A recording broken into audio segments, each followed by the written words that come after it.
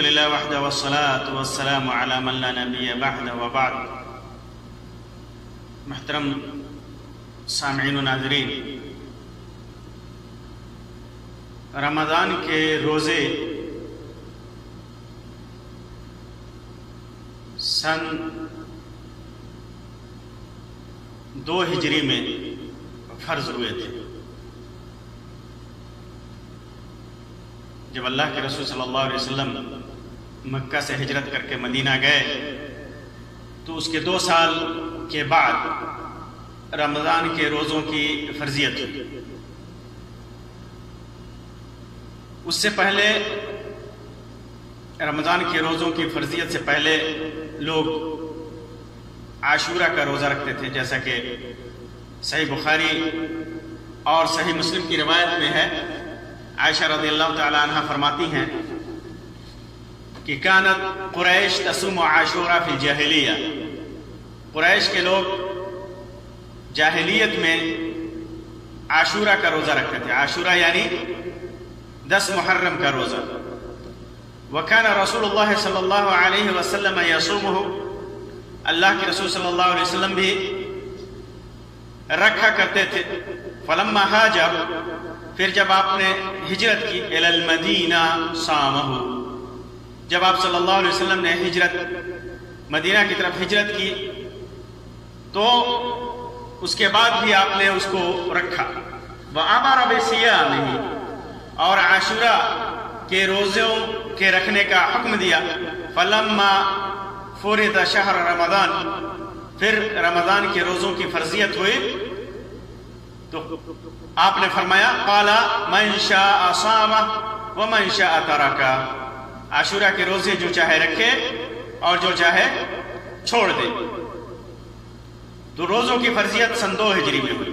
سن 2 ہجری میں ہوئی. روزے فرض ہیں یہ کیسے معلوم؟ اس کے لیے کیا دلیل؟ ظاہر ہے کہ روزہ اسلام کے ارکان میں سے ایک رکن ہے. ارکان اسلام کے 5 ارکان میں سے ایک رکن ہے. ارکان کا مطلب یہ ہوا کہ کوئی ایک رکن بھی اگر کوئی چھوڑ دے تو وہ مومن نہیں ہوگا، مسلمان نہیں ہوگا، وہ مسلمان نہیں ہوگا. جحود انکار، جن 5 ارکان ہے ان کے سلسلے میں جو روایت ہے وہ عبداللہ بن عمر رضی اللہ تعالی عنہما کی ہے. صحیح بخاری اور صحیح مسلم کی روایت ہے.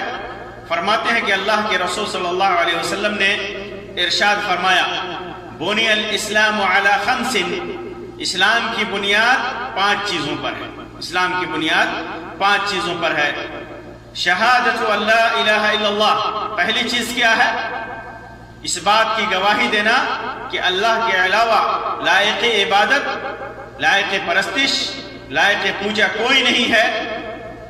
وَأَنَّ مُحَمَّدَ رَسُولُ اللَّهِ، اور اس بات کی گواہی دینا کہ محمد اللہ کے رسول ہیں، اللہ کے بھیجے ہوئے پیغمبر ہیں. پہلی چیز، پہلی بنیاد اسلام کی. دوسری بنیاد اقام الصلاۃ، نماز قائم کرنا، نماز قائم کرنا.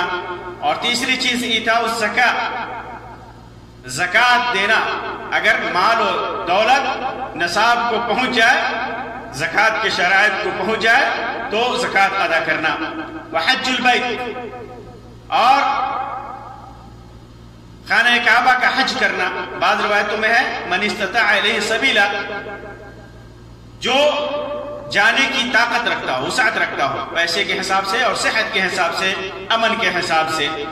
وصوم رمضان، اور پانچویں بنیاد اسلام کی رمضان کے روزے ہیں.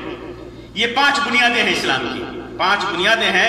ان میں سے کوئی ایک بنیاد بھی کوئی چھوڑ دیتا ہے، کسی ایک کا بھی انکار کرتا ہے تو وہ مسلمان نہیں ہوگا. معلوم کیا ہوا کہ روزے کی فرضیت ویسے ہی ہے جیسے کلمہ کہنے کی فرضیت ہے. بغیر کلمہ کہے، بغیر کلمہ شہادت ادا کیے کوئی انسان مسلمان نہیں ہو سکتا.